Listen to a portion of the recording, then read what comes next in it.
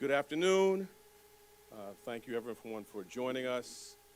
In particular, I want to thank our mayor, Mayor Eric Adams, who I appreciate not just him being here, but his unwavering focus on public safety, making New York City the safest big city in America. And I also want to thank our partner day in and day out, but also on this important investigation, Chief of Detectives Joseph Kinney, phenomenal partner, so instrumental to all that we do at the New York County District Attorney's Office. A grand jury has returned an indictment on 7 individuals for their roles in an assault on 2 police officers in Times Square on January 27th. This assault, as it did to many of you, sickened me and outraged me. We all rely on members of the NYPD every day, as I said, to keep us safe and to keep this the safest big city in America. As a lifelong New Yorker, I do not tolerate attacks on our police officers, and certainly I do not as Manhattan District Attorney. So let me be clear, plain and simple, the behavior depicted, many of you have seen, is despicable. As I said, collaboration really is the key word here. Today's indictment follows a painstaking joint investigation between the NYPD and the Manhattan District Attorney's Office, involving a number of investigative steps. Video, some of which you've seen in the public forum, additional video, body-worn cameras, interviews, and a number of covert investigative law enforcement steps that we're not at liberty to discuss. The level of review was meticulous because it must be. It must be because that is the work we do day in and day out to present cases in a court of law. We had to ensure that we identified and charged those individuals who actually committed criminal acts in this matter. The only thing worse than failing to bring perpetrators to justice would be to ensnare innocent people in the criminal justice system. Based on our thorough investigation, I stand here today confident that we have identified the roles of every person who broke the law and participated in this heinous attack.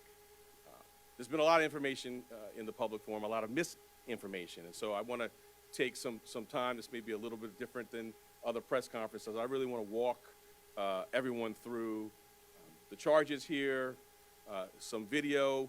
We have some still footage taken from video, and I want to really focus on each individual's charge role. These are, of course, our allegations. As many of you know, the 5 who were arrested last week, Mr. Gomez Ezekiel, Mr. Juarez, Mr. Arocha, Mr. Reveron, and Mr. Brito. There are additional people who are charged in the indictment. As to them, since they've not been previously arrested, the indictment is sealed as to their names, but the indictment in total is 7 individuals. The 5 who have had their charges unsealed all face felony charges. 4 face a top charge of assault in the 2nd degree. 1 faces a top charge of tampering with physical evidence. And as I said, the remaining 2 charges are unsealed. I want to, and if the mayor and the chief will indulge me, walk through. I mean, we all now know the date and the time. The matter begins with an interaction to 220 West 42nd Street around 8:30 p.m. 2 police officers instructed the defendants to move along to West 41st Street. An officer eventually grasps Mr. Brito and moves him toward a building. Thank you so much. I appreciate that. Brito then attempts to escape and struggles against the officers. And then we move on to what I want to walk you through here. So we start with Mr. Gomez Ezekiel. These are still photos taken from video. He's charged with grabbing, or his offense conduct, I should say, is grabbing an officer, and as you can see depicted here, kicking another officer. The charge is assault in the 2nd degree, 2 counts, and in addition, obstructing governmental administration. And I want to do this for each of the charged defendants, and these are, of course, our allegations, our charges. We must prove them in a court of law. Mr. Reveron, depicted here in all white, The alleged offense conduct is grabbing, pulling, and throwing two officers to the ground. You can see his two hands on the back of one of the officers. Again, these are moments in time taken from the still footage, taken from the video footage. The top charges against Mr. Reveron are 2 counts of assault in the second degree, which is a Class D felony, and again, a charge of obstructing governmental administration. Now, I want to move on to 2 individuals, Mr. Juarez and Mr. Rocha. Neither of them touched, either by kicking or pushing or grabbing the officers, but they engaged in other offense conduct. Thumb was a little too strong there. Go back, slide. This is Mr. Rocha. You can see him a bit off to the side from the officers. The video depicts he is about to or just has struck with his foot a radio camera, radio of one of the officers. He is charged with assault in the second degree and also assaulting governmental administration. I should maybe pause and remind everyone that, in addition to a principal liability under our code, we also have accessory liability for those who aid and assist. Mr. Juarez, depicted here in a gray jacket with his hands in his pockets, he watches this assault from a distance, but eventually gives up this gray jacket that he is wearing to Mr. Brito, another one of the charged defendants. And then ultimately, Mr. Juarez also took an individual's jacket and put it on himself before eventually discarding that jacket. So he's charged with, top charge of tampering with physical evidence. And you can see sort of going from this gray to Mr. Brito, that's stark yellow, which many of you have seen on the publicly available evidence. It probably goes without saying, but I will underscore it. This changing of clothes obviously is, makes it more challenging to identify people, certainly in real time, and we suggest and allege, was not done by coincidence, but done in fact to achieve that end of making it more challenging to do these identifications. So Mr. Brito is quite literally at the center of this assault. He's the person on publicly available footage who's in the middle. He is the person who is wrestling with and doing other things with the officers on the ground. He fled the scene and then was arrested on January 31st. And as many of you know, he's been held on bail since February 1st. He is charged with 2 counts of assault in the second degree, obstructing governmental administration, tampering with physical evidence, and hindering prosecution in the third degree. So we have 2 other individuals are under seal. The general conduct charged is that they assaulted the officers, kicking and grabbing their legs. But since they were not previously charged in complaint, those names are sealed. So I next want to move on and talk about 4 other individuals, and we'll talk to you about their offense conduct. You'll see some of the challenges in the investigation. These are some of the best photos taken from the video. They are not, frontal close-ups, so they depict the conduct. But let me just walk through them. The first individual, red sweatshirt, white hat on the far left. It is our contention that he kicked an officer's head multiple times and grabbed and pulled the collar of another officer. He is unapprehended. Again, we know from these stills it's very challenging to identify persons, but one of our hopes today and one of the reasons we're here today is the totality of this, the aggregate, hopefully will help the public, help us to locate individuals. The second individual shown in the black puffer jacket, his head sort of turned down with the cap on, our contention is that he kicked an officer in the head. And again, just to underscore, this is some of the most significant conduct we see on the video. and really do want to bring these folks to justice and find them accountable. The third showing, well, actually, let me go to the showing of the pink sneakers. I don't know if you can make it out. And I apologize if I'm blocking it. Kicked an officer at least once. The individual charged with this conduct initially is Mr. Boda. Our investigation into him is ongoing. And then coming back to our fourth individual here, he's seen kicking an officer in the foot. So in the aggregate, we hope that being here today, one, to sort of let you know what the charges are, but also side by side with the charges with this conduct, very serious charges, conduct, to hopefully to enlist the public's support. To that end, let me give a phone number with anyone with information can call. It's 212-335-9040. I thank you for your patience on these important matters. Our job is to follow the facts, build cases that stand in the court of law so we can get accountability, and we will continue to do so. I'm privileged to do it with great partners in the NYPD and with great leadership from our city. So I now want to turn the podium over to the mayor of the city of New York, Mayor Eric Adams. Thank you, Mayor. Thank you. Thank you so much, District Attorney Bragg, and the entire our investigatory apparatus.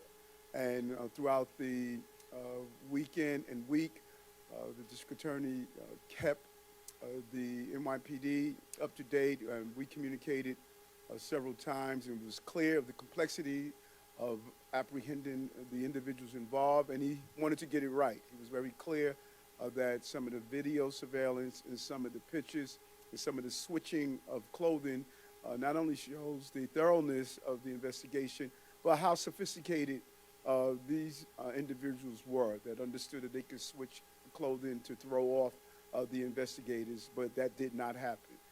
Using the investigatory tools that we have, we were able to bring these individuals to justice. And I want to just re-emphasize what the police commissioner stated, because I heard oftentimes he was quoted in his terminology of this apparent crime wave that some of the migrants and asylum seekers that are coming here for wrong things are doing. The overwhelming number, over 170,000, they want to finish their next leg of their journey of pursuing the American dream. But there is a small minority that's participating in illegal behavior. And just as you will have a gang that's participating in illegal behavior, if the Bloods are doing something wrong in the neighborhood, that's a crime way of gang behavior in that neighborhood. It's not an indicator of all those who live in that neighborhood. We are going to pursue anyone that commits a crime, if they are longstanding New Yorkers or if they are new arrivals, and that's what we're doing. But in no way should we give any indicator that the overwhelming number of migrants and asylum seekers are law-abiding and they're pursuing the American dream. And this district attorney's office and the NYPD will partner with each other to pursue those who break the laws in our city. This was a despicable act. It was not only an attack on the individuals who wore the police uniform, but it was an attack on our symbol of justice. That uniform, that shield, is representative of our public safety belief. That's the prerequisite to our prosperity. We did our job in making the apprehension. The district attorney is doing his job of doing the prosecuting, and if they're found guilty and if suitable, the federal government should do their job in deporting them from our city.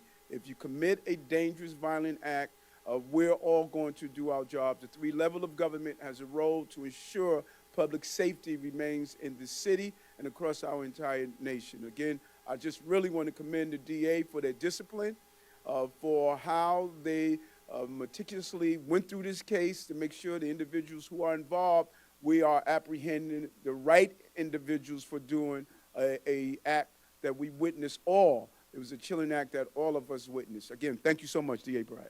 Thank you, Mr. Mayor.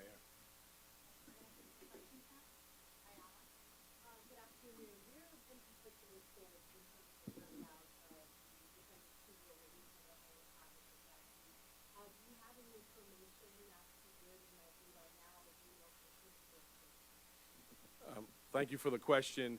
So there's been, I think your word was misinformation. There certainly has been misinformation about apprehensions. I think Arizona was one.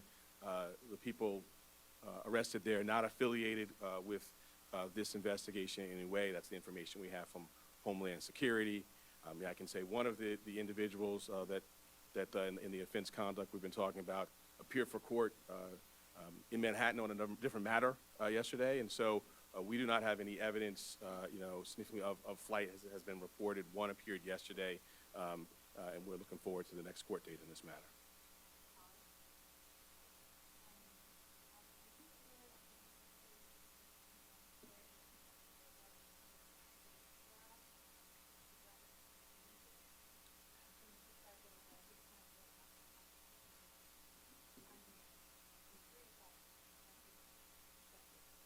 So I've seen the video I believe you're referring to.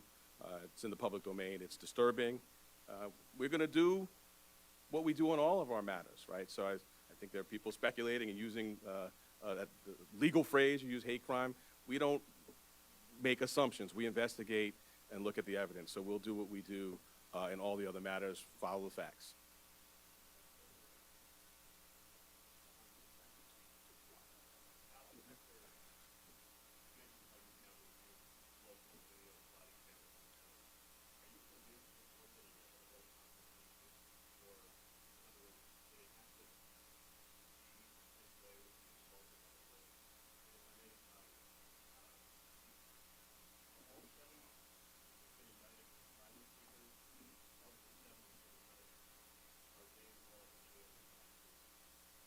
So I'll answer the part directed to me, which is, we don't deal in hypotheticals here, right? We deal in evidence, concrete occurrences. We have video. We have what happened. I'm not going to speculate as some counterfactual in the world. I think we all could agree. We wish the encounter didn't happen. We wish the heinous attack didn't happen. But it did. That's where we are. We brought these charges. We're going to continue to investigate and to get accountability for what did occur. Just as far as whether or not they're asylum seekers, we don't really dive into that. All right, we're looking at them not as asylum seekers, not as somebody here looking to make a new life for themselves. If they're here and they commit crimes, they're going to be treated as criminals, and that's what we're looking at in this case.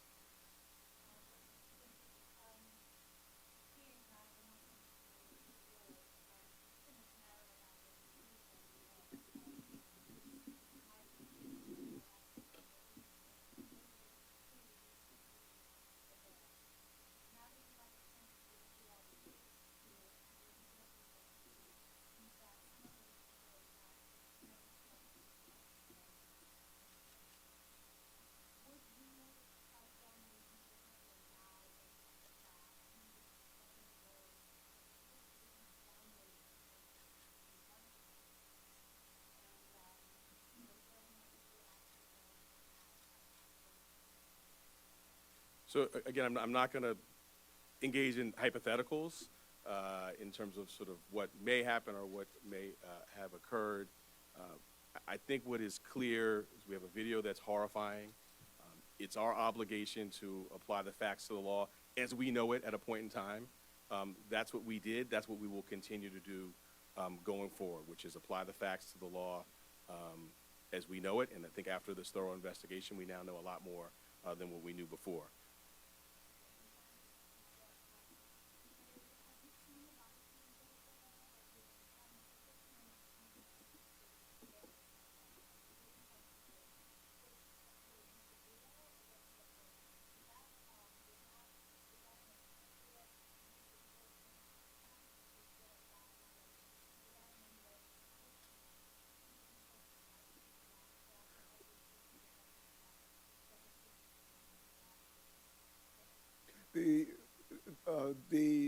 I saw some of the video at the initial response, but again, the investigators and the district attorney is going to thoroughly go through the evidence, and that is what I believe is so important here. What we see on the clips on social media or news shows, that's not the job of the district attorney and police department. They have to pick apart frame by frame. They have to properly identify everyone that's involved. and come up with a final conclusion. And that takes a lot of discipline because there's a lot of incoming of wanting to expedite the wheels of justice. The wheels of justice must move at an appropriate pace. We don't have the luxury to do what we saw Curtis Lewa did. See someone on the corner and based on their ethnicity automatically identify them as a migrant and asylum seeker and not a longtime Bronx resident. That is not what we can do. We have to get it right. And that's what we saw. And we should be pleased that the DA's office and the police department is not vigilantism. It is the proper investigation, and we're getting the proper results because of that.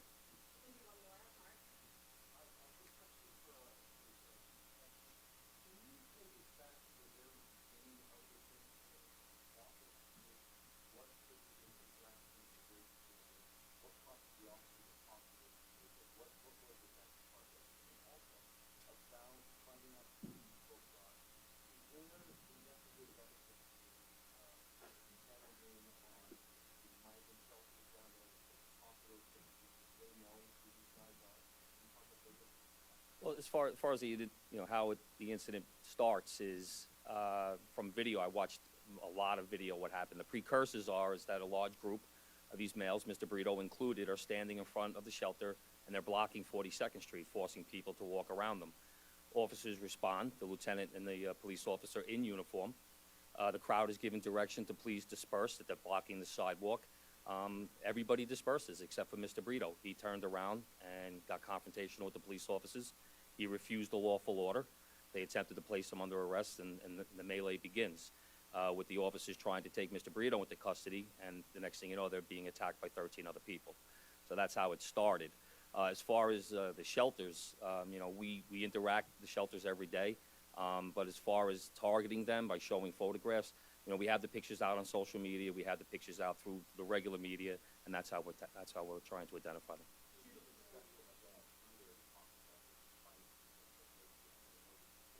No, just the normal course of detective work. We're putting the posters out. We have the Crime Stopper posters out, but as far as targeting shelters in an attempt to identify these perpetrators, no.